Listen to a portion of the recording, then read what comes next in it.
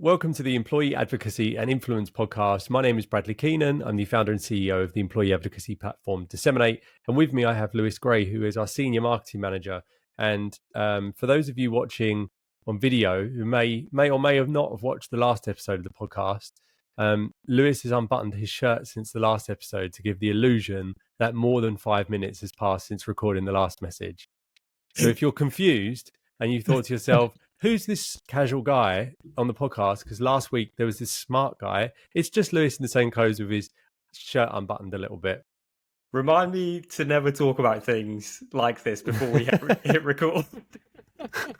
I think we did it before. We recorded like 4 episodes in one go, and I basically was layered up. So I had like a shirt, an overcoat, maybe like a gilet or like a body warmer. I think it was in the winter. And then every episode, I just took off one item of clothing that had we have recorded one more episode, I would have had to have done it shirtless, which I think would have constituted some kind of harassment at work, given that Lewis and I are co-workers. So we just recorded 4 episodes. But today is 2, and this is the second episode we've recorded today. So we're fully warmed up, ready to go. I don't know why I want to keep the illusion alive, as if people are going to think it's...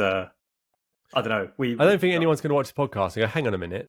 Yeah, Did they just record 2 episodes? I'm never listening again. So I think we're all right. I think we're safe. Yeah, we're all good. Cool. All right. Well, let's get into what we're going to be talking about today. So we're going to be talking about 3 quick wins for employee advocacy, which is kind of ironic because if you've listened to the podcast before, or if you subscribe, you'll know that we actually put out an episode recently on why quick wins can be detrimental for employee advocacy success. So we're talking about something very different today. So I'd encourage you to listen to that episode for more context. Today, we're just going to be talking about things that seem glaringly obvious when you say them, but that a lot of program leaders overlook, but they can almost immediately make a huge change to your employee advocacy program. So Brad's brought 3 to the conversation. I've brought about 6 because I wasn't sure if I was going to say the same one as Brad. But Brad, I know if you've got 3, you've probably got like 9 banked in your head anyway that you'll be able to rattle Well, through. actually, Lewis, I've got 101 banked in a book called Employee Advocacy 101 Cheat Codes. So you are very welcome. That was a perfect tee up. Yeah, I've done the homework. Well, do you know what? I'll throw that in as well before we get started. If anybody wants to request a free copy of Brad's book, we'll put up a QR code on the screen now. And if you're listening, we'll drop a link in the show notes so you can still get a copy of that. But shameless self-promotion out of the way. Let's get into it.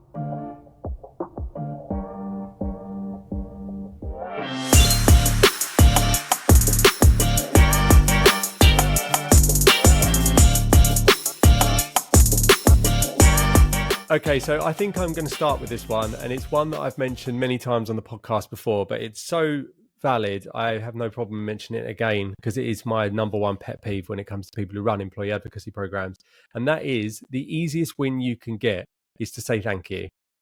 It's so simple, and I would honestly say more than half of employee advocacy program leaders don't do it at all. Don't do it at all if not doing it frequently.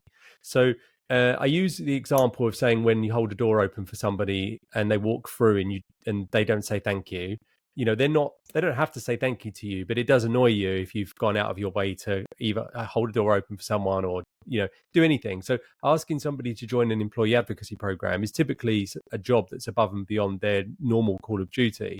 So to not say thank you seems it seems destructive to the outcome that you want, which is them to frequently do something. So whether you're a toddler or, this person in their midlife crisis like I am, you appreciate gratitude and somebody saying thank you does make a difference. So by doing it, more people are going to do the thing that you want them to do more frequently. In this case, it's sharing content. And there's a number of ways you can do that. So simple way, saying thank you when you see them. But obviously hybrid working doesn't necessarily make that possible. Updates in company meetings, talking about the successes of the program and calling out key individuals. And that doesn't need to be the person that's the highest achiever in the program. It can simply be to call somebody out who's just joined the program, shared their first piece of content.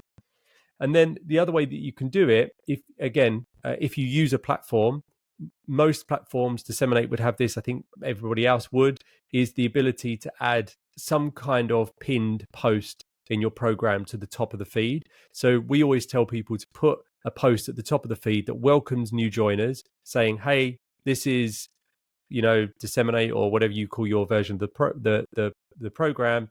Welcome. We really appreciate you being here. Here's how you use it, and thank you. And then you can update that regularly, saying, last month we achieved this, and kind of keep the buzz going. So simple. Takes literally a couple of minutes a month, and makes a huge difference on the outcome. Yeah, that's such a nice one. We spoke about this do you know what? I want to say in a previous episode, but obviously listeners know now that this was about an hour ago. You and I were talking about this, but I think it was the Wi-Fi range extender analogy that you use. Don't treat your employees like a Wi-Fi range extender. Call it a talking billboard, whatever.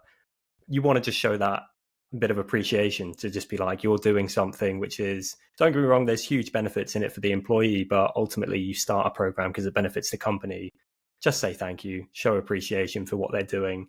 I think another nice way of doing it, and we've seen a number of our clients doing this to tremendous success, just because they always talk about it and they start conversations with their colleagues off the back of it. But just when you see your advocates' posts in your feed, just engage with it. Just, drop them a like, maybe a comment, just so that they know that you see what they're doing.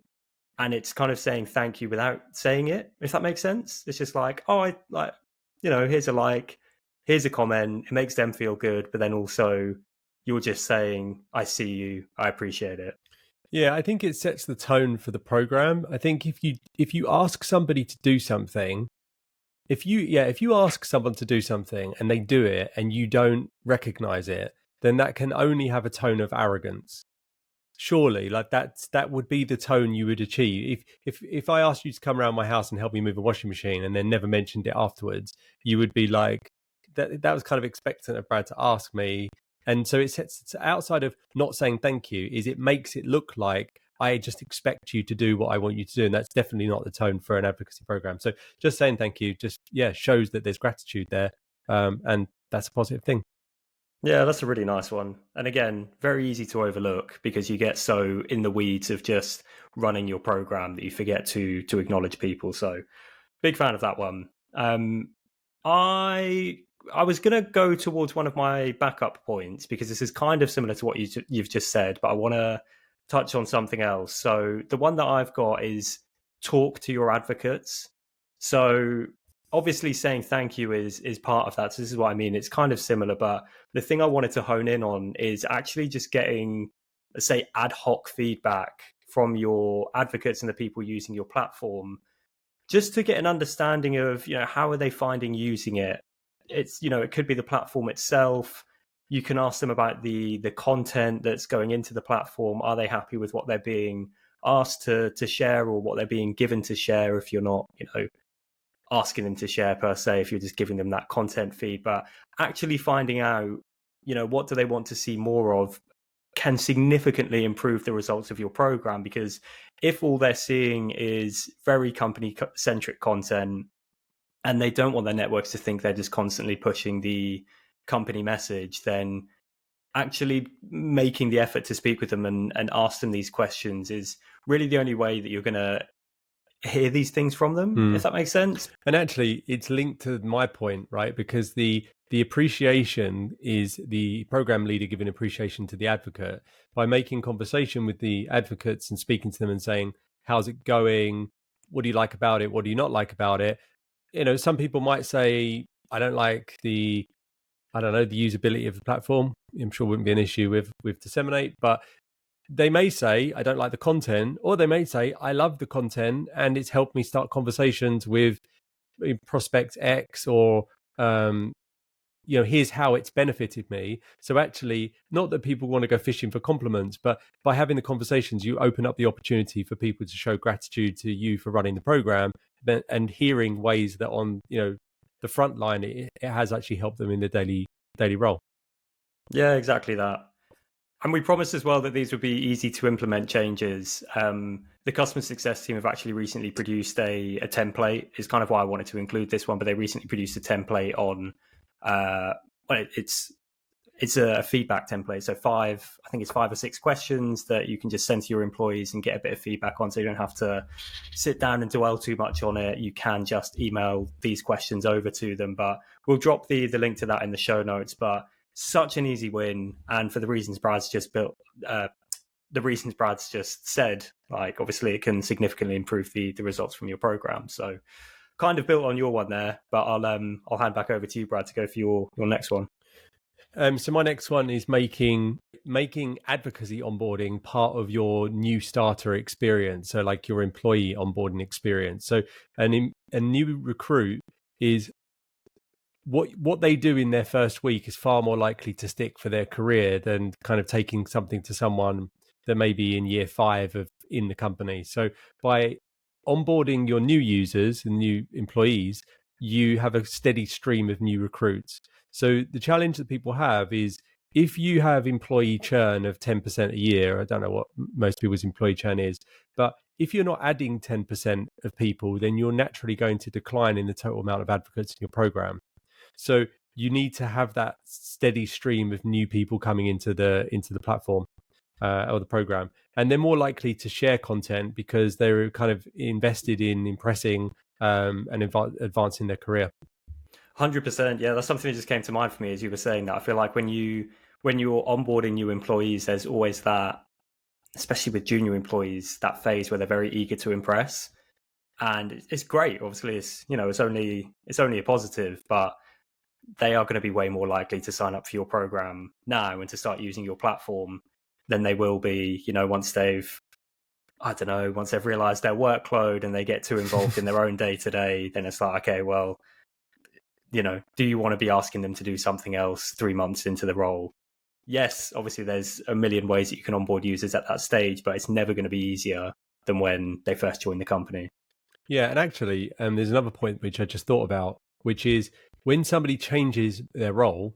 So if we assume that, let's say I work in the legal and compliance team, and I've just moved from one company to another, and it's part of an employer branding strategy. We've attracted someone to join our company. By getting that person to share early in their career, their audience is at a heightened state of interest of what this person has done because they've just left their company. There's a change happened. It's, they've had a notification on LinkedIn to say Bradley has just joined, X company. So actually the audience is going to be in a heightened state of interest and curiosity about what this company is. So from an employer branding perspective, getting a new recruit to talk about the company is probably more effective than somebody who's been there for 5 years. Yeah. No, that's a really nice one. I won't build on that one too much. I've got a couple of other points, but for the sake of keeping them slightly different, I will. Do you know what? What I want to go on to is because this is one that I find myself doing quite a lot recently. So tagging others when you're curating your content, I think, is a very easy win when it comes to generating a little bit more reach off the back of your employees' shirts. So especially, let me just add to this. I don't tell you this because I don't like to tell you too many positive things, but especially tagging the person that pays for it.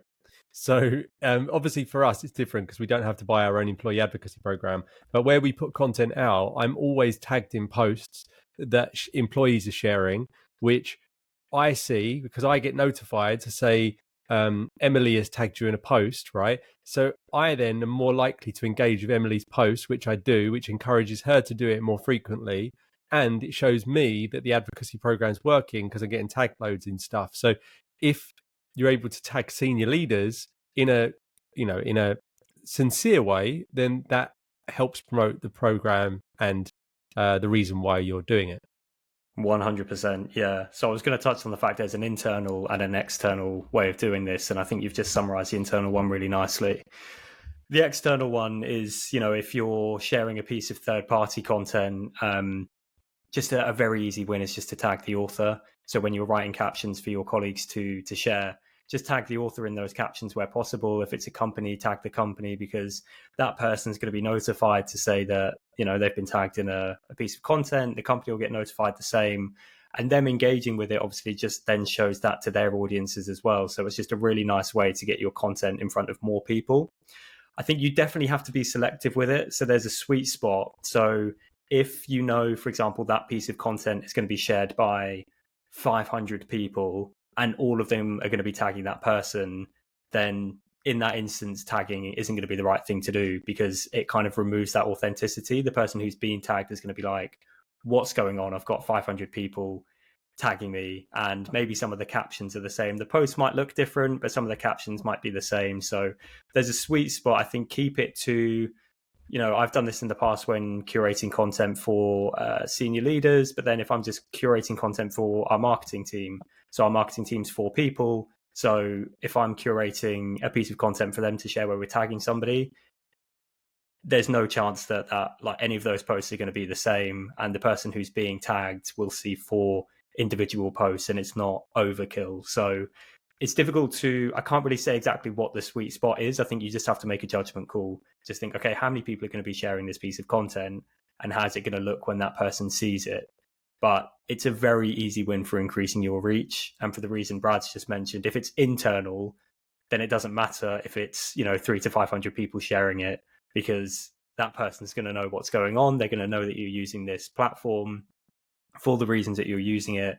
And they'll just engage regardless. So for external tagging, there's a sweet spot. Don't overdo it. But for internal, go wild. Again, it's just a very easy win to increase the reach of your posts.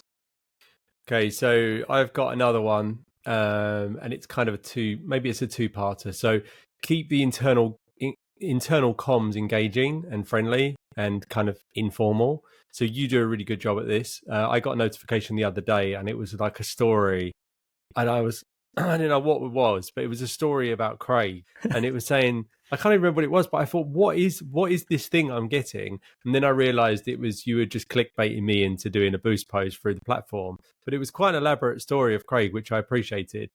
So keeping the internal feeling and communication to the platform engaging, even to the point of giving your advocates their own identity as a community or as a group. So we talk about giving the platform its own identity. So some people will call the platform, whatever. It'll be their company name and then something else. But a good example, we have a customer, Nissan, and they call I think their advocates are called insiders, or they have this concept inside their company called insiders. And those people are like a select group of advocates, not just through an employee advocacy program, but just in general, where they actually are set up to be ambassadors for the company. So you can link that name to your name of the company, but even just having a name which is more emotion, something which is more of an emotional attachment outside of saying a member of our advocacy program, because that can feel a little bit dry and a little bit detached. So finding some kind of cool name for everyone who feels like they're part of a group and a community of people who are advocating for the company. Yeah, that's really nice. I think with the notification side of things, is to just consider how many notifications people are going to be getting. So whether that's on their desktop or on their phone, you're competing with a lot of other apps. So if you're just constantly saying the same thing, so we do try to keep this podcast platform agnostic, and I'm sure most employee advocacy platforms will allow you to do this. But with DSMN8, like if you're uploading a piece of content, when it's then ready to share and you have it go live within the platform, there's going to be notifications that are fired to all of your advocates who you've said can share it. But you can customize that message. So you can write whatever you want. It doesn't have to be, there's new content ready to share. So this is what Brad was talking about. I will put the most random things in there. I'll try to make them, I just think the more random, the better, because people see this notification, that's like, what on earth is this? Like you had it the other day when I was writing an elaborate, totally fabricated story about one of our salespeople, Craig. But it was just a way to get people's eyes on those notifications and to get them to open it. And then once they've opened it, you've done 90% of the job. They just have to click a button to share. You can share in seconds, or if you're asking them to boost a company post, they hit a button and they've liked it. So just get creative with it and remember what the competition is. People talk a lot about internal engagement, but then forget to make it engaging. Yeah, literally that. And it takes seconds as well. Like sometimes I'll just throw song lyrics in there. I think you messaged me once because I put a Lionel Richie song in there. I just wrote the lyrics to Hello, but made it very obvious. And then you messaged me like halfway through the day to be like, that song's been stuck in my head all day. But that just told me that I knew you'd seen it. So I'd done my job of getting your attention. I know obviously you're probably, I mean, I don't want to speak for everybody, but arguably one of the busiest people in the company. If it's working for you, then I know others are going to be seeing it and doing the same. The third one I wanted to go with, I'm kind of deliberating between two now, but I'll go with this one because we haven't covered it in an episode before, or at least recently. So an easy win, I think, is to speak with team leaders to onboard new people. So something that I think you've spoken about in the past, Brad, is about choosing the right person to run your employee advocacy program. You don't want them to be too junior because they don't have that internal clout to onboard people, but then you don't want them to be too senior because generally speaking, they're too busy and they've got other priorities. If you've got somebody with that internal clout, so you're the advocacy program manager, let's say, you want to reach out to heads of departments or team leaders to onboard their team. So you might have a sales leader who has a team of 50 salespeople underneath them.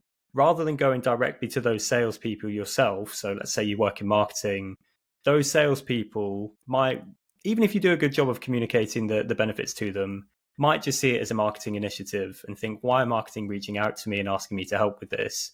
If you go straight to that sales leader and speak to them about it and convince them that it's the right thing to do, one, you'll get them using the platform because, again, if you've done a good job of communicating it, then they should want to use it.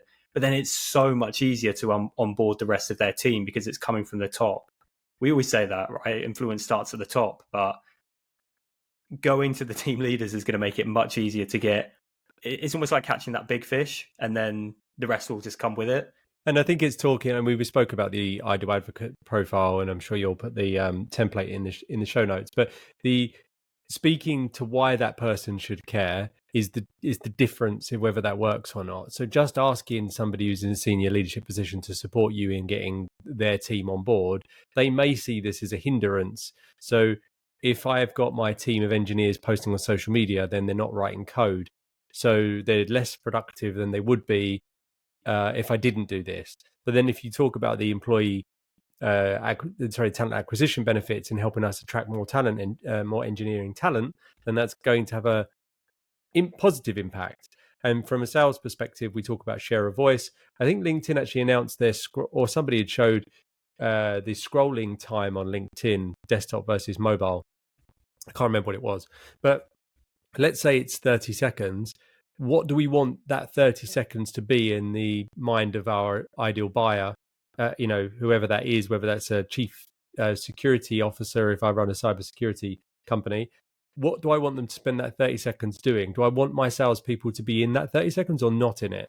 And I can't think of a sales leader who wouldn't want their company to be in that 30 seconds. The way you're going to do that is by getting more of your employees to share on social. So it's framing the conversation around those person's key objectives. Yeah, 100%. I think that's the perfect way to end that one, to be honest. That was my third. I don't want to say it's my final because if we've got time, I do kind of want to touch on the last one. But Brad, we've had two of yours. What is your third I thought and I'd final done one? three. Oh, have I missed? I can't remember. Miscounting? Well, I haven't got one to hand, so you can go. You can use the end of the podcast to talk about your one. Okay, sweet. So my fourth and final, my bonus easy win. We have spoken about this before, so this is why I was reluctant to use this one because we try not to repeat the same points. But if this is your first time listening to this podcast, you're looking for an easy win, utilize third-party content in your employee advocacy program. If you're a small marketing team, I mean, regardless, you need to keep a constant flow of new content in the platform to keep your advocates engaged. You want them to come back and find something new to share every time they log into the platform. You want to be sending those regular notifications to let them know there's new content ready to share. But if you're a smaller marketing team, or if you just don't have the content output, maybe you're only putting out 2 to 3 pieces of content per week, third-party content is an absolute lifesaver. So obviously it's not directing traffic to your website, which I think, frankly, if you're going to run a successful employee advocacy program, you have to let go of because it serves an amazing purpose regardless. But it's a very easy win. So it's easy to find. So like for me, the way I do it is I set up Google Alerts for keywords that are within our niche. So I have Google Alerts set up for employee advocacy, employer branding, and then I get an email every day to say, this is the latest content that we could find. This is Google. It's just an automated thing. on employee advocacy, employer branding. And if I read something and think, yeah, this is relevant for DSMN8 employees to share, that will then be uploaded to the platform. So I haven't had to produce or find an original piece of company content. It's a third-party piece of content that is going to resonate with my colleagues' audiences, and it's relevant for them to share. It takes you no time at all to create the content. It's just a case of finding it, and it doesn't have to be difficult to find it. You don't have to search for it every day, get those Google alerts set up and get it firing to your inbox. Save yourself the aggro and utilize third-party content. So that's a really good point, and it's actually given me an idea, and I'm going to use this as an opportunity to tease the next episode of the podcast, which we haven't planned yet, but I've got an idea for another type of content that we've never spoken about before.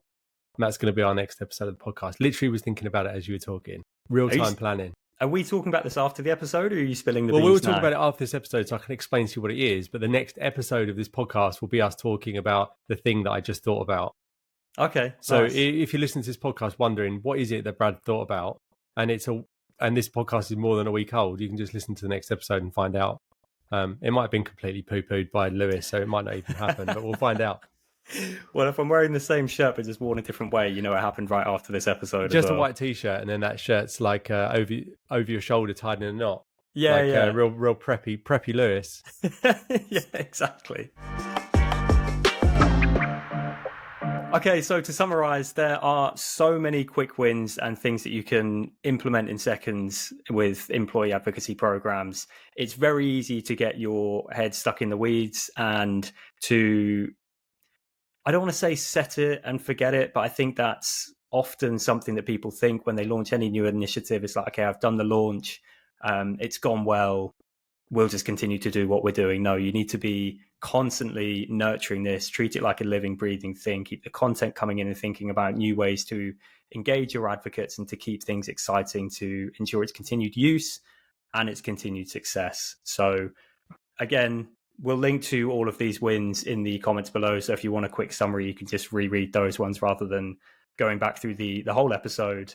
But it does tee us up nicely to something that we mentioned at the start of the episode, but to mention it again, if you want more easy wins and cheat codes like this, you can still get a free copy of Brad's book, Employee Advocacy 101 Cheat Codes. I've got a copy of it just here. We'll pull up the QR code on screen again so that you can scan it if you're watching. And again, just a reminder, if you're listening, we'll pop it in the show notes. So it'll be there wherever you get your podcast. So you can click the link and request a free copy. But yeah, that's everything from my side. Brad, is there anything else you wanted to add? No, just to beg people to give positive reviews for the podcast as usual. But that's all the begging I'll do today. Nice. Perfect. And again, as always, if you want to connect with myself or Bradley, the best place to do that is on LinkedIn. Thank you very much for listening, and we'll catch you in 2 weeks' time.